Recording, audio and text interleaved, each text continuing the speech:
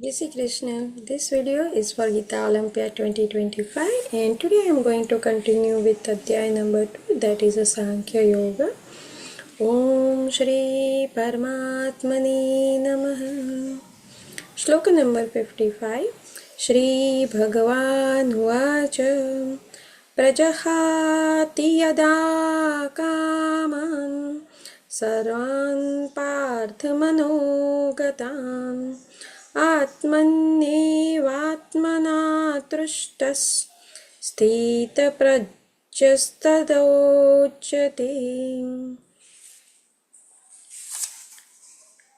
એનો ભાવાર્થ કઈ અનુવાદ એવી રીતે છે કે પૂર્ણ પુરુષોત્તમ પરમેશ્વર બોલ્યા, હે પાર્થ, મનુષ્ય જ્યારે મનમાં ઉદ્ભવતી ઇન્દ્રિય તૃપ્તિની સર્વ કામનાઓનો પરિત્યાગ કરે છે અને જ્યારે આ પ્રમાણે વિશુદ્ધ થયેલું તેનું મન આત્મામાં સંતોષ પ્રાપ્ત કરે છે ત્યારે તે વિશુદ્ધ દિવ્ય ચેતનામાં રહેલો સ્થિત પ્રજ્ઞ કહેવાય છે.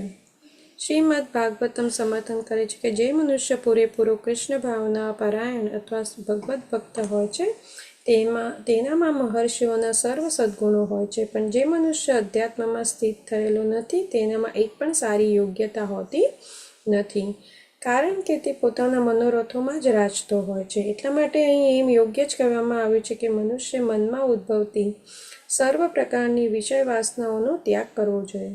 કૃત્રિમ રીતે આવી વિષય વાસનાઓ રોકી શકાતી નથી, પરંતુ જો મનુષ્ય કૃષ્ણ ભાવનામાં પરોવાઈ જાય તો અનાયાસે જ વિષય વાસનાઓ શાંત થઈ જાય છે.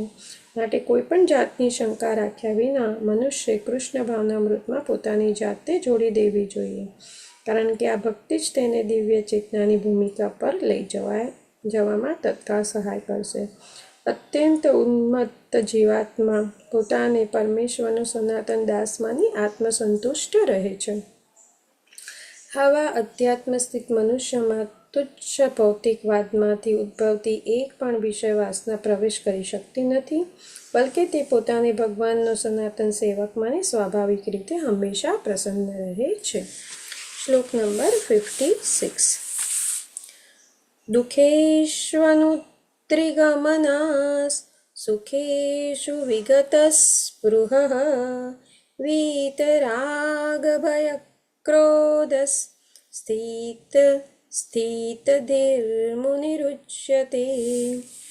એનો ભાવાર્થ અનુવાદ એવી રીતે છે કે જે મનુષ્ય ત્રિવિધ સંતાપોમાં પણ મનમાં વિચલિત થતો નથી અથવા સુખ પામી રાજી થતો નથી અને જે આસક્તિ, ભય તથા ક્રોધથી મુક્ત છે તે સ્થિર મનવાળો મુનિ કહેવાય છે. મુનિ શબ્દનો અર્થ છે એવો મનુષ્ય કે જેનું મન માનસિક તર્ક વિતર્કો દ્વારા વિવિધ રીતે વિક્ષેપ પામે છે પણ સાચા તાત્વિક નિર્ણય પર રાખી શકતું નથી.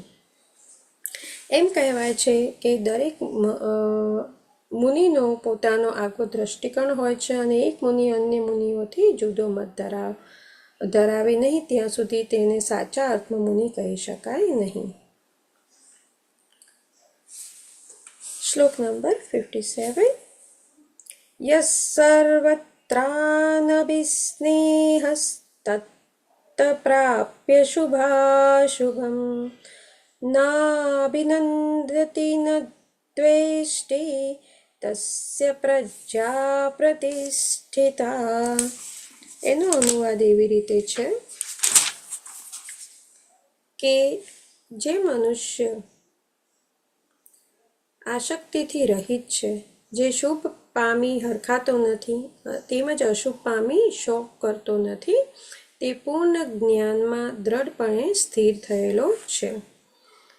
ભૌતિક જગતમાં હંમેશા કોઈને કોઈ સારી કે માઠી ઉથલપાથલ થતી જ હોય છે. જે મનુષ્ય આવી ઉથલપાથલથી વિચલિત થતો નથી તથા શુભ અશુભથી પ્રભાવિત થતો નથી તે કૃષ્ણ ભાવનામૃતમાં સ્થિર થયેલો છે એમ જાણવું. મનુષ્ય જ્યાં સુધી આ ભૌતિક જગતમાં હોય છે ત્યાં સુધી સારા નરસાની અર્થાત ઇષ્ટ અનિષ્ટની શક્યતા સદા રહે છે, કારણ કે આ દુનિયા દ્વંદ્વોથી ભરેલી છે. પરંતુ જે મનુષ્ય કૃષ્ણ ભાવનામાં સુદૃઢ હોય છે તે શુભ અને અશુભની લેશ માત્ર પ્રભાવિત થતો નથી. તેને કૃષ્ણ સિવાય બીજા કશા સાથે લેવા દેવા નથી અને કૃષ્ણ એકમેવ સર્વથા શુભ છે.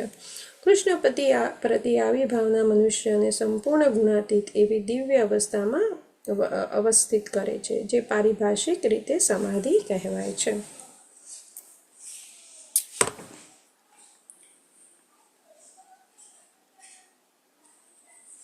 ઓમ શ્રી કૃષ્ણાર્પણમસ્તુ.